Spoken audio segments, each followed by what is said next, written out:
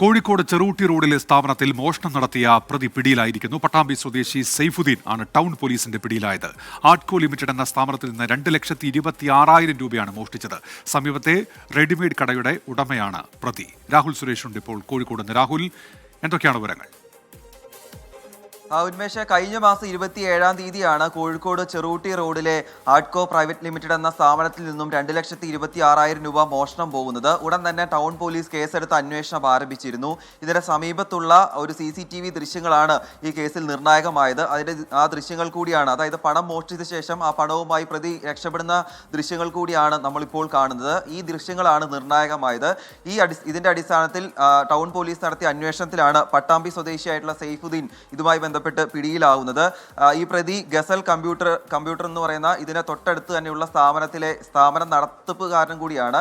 ഈ സ്ഥാപനത്തിൽ നിന്നും 3,75,000 രൂപ പോയി എന്നും ഈ പ്രതി കള്ള പരാതി നൽകിയിരുന്നു. ഈ പരാതി ഉൾപ്പെടെ പോലീസിന് സംശയം തോന്നിയിരുന്നു. ഇതിന്റെ അടിസ്ഥാനത്തിൽ നടത്തിയ പരിശോധനയിൽ ഇന്നലെയാണ് പട്ടാമ്പിയിൽ നിന്നും ഈ പ്രതി പിടിയിലാവുന്നത്. എന്താണെങ്കിലും നടപടികൾ പൂർത്തിയാക്കിയ ശേഷം കോടതിയിൽ ഹാജരാക്കുമെന്നാണ് ടൗൺ പോലീസ് അറിയിച്ചിട്ടുള്ളത്. ഉന്മേഷ്, ശരി. രാഹുൽ സുരേഷാണ് കോഴിക്കോട് എന്ന വാർത്തയുടെ വിശദാംശങ്ങൾ നൽകിയത്.